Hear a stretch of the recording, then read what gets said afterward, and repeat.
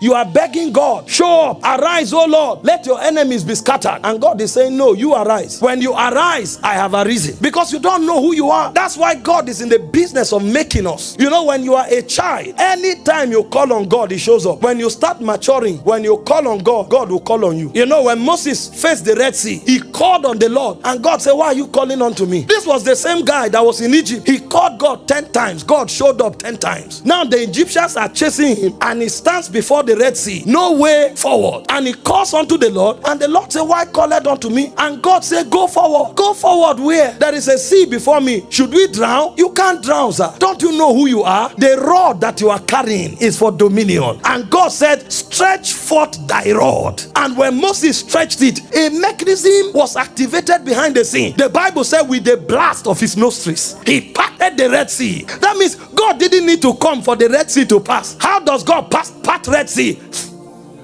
That's what Moses was calling God. Lord, Lord. He said, no, when I sneeze, the Red Sea parts. He said, with a blast of his nostril, he parted the Red Sea. But Moses didn't know that as a glorified being, he was dominion in motion. He didn't know. It took many years for Moses to discover. That's why as you study your Psalms, a point came when Moses understood that glory was dominion. The Bible said when Israel left Egypt, the land of a strange language, it said Judah was his sanctuary. It said Israel was his dominion. It said the sea saw them and fled. It said Jordan went backward. It said the mountains skipped like rams. And it said, oh yeah, sea, why fleddest thou? Oh yeah, mountains, why skippest thou? Oh yeah, Jordan, why goest thou backward? Guess the answer they gave. It said, let the whole earth tremble at the presence of God. Because when Moses is coming, the entourage of heaven is coming. Moses didn't know. When Moses discovered it, Moses went to God, and God said, my angel will go with you. He said, we will not depart from here. If your presence does not go with us, we will not depart. Moses didn't know at first that glory was not about light. He was seeing the Shekinah, but he didn't know the meaning. He thought the Shekinah was about direction. It's beyond direction. It's dominion. When Moses discovered it, Moses entered rest. He entered different cities without fear. And even the nations knew that when Moses comes, God comes. That's why when he entered the territory of Balak, the Bible said Balak didn't rise up to fight him, because this guy is dominion in motion. He said Balak went to look for a man called Balaam. He said whoever Balaam blesses is blessed, whoever Balaam curses is cursed. Before Balak confronted Israel, Israel didn't have weapons. They didn't have chariots of iron. They didn't have bows. They didn't have arrow. They were just coming with glory, and kings were afraid of them. They had to call Balaam to curse them before they could bring their own army. Their own army had chariots. Their own army had training. Their own army had weapons. But they were afraid of confronting Israel. You know what Balak said? I heard that every city they pass through, they lick it up. And when he brought Balaam, even Balaam didn't know the extent of the dominion of glory.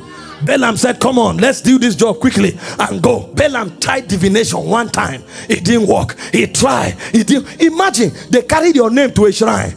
They are invoking you. You are sleeping, but it's not working. You are not praying.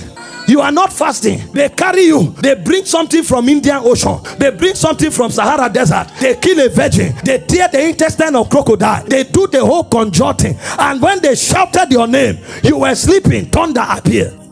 A point came, Balaam said, there is no enchantment against Jacob. There is no divination against Israel. He said, the shout of the king. Hey. Sahika kora katene kapatala. Varakana sagata. Mahilo talash. There is a level where you seek intervention. You call intercessors. You call prophet. You are doing 7 days vigil. You are pouring oil around your house. That's good. But you see, revelation is in realms. When you know you are a glory carrier, you know you are a system of dominion. The devil will not keep me awake, sir.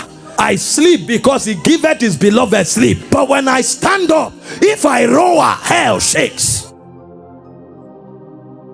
Go call my name in a shrine. See what will appear to you. He said there is no enchantment. He didn't say Israel cannot be enchanted.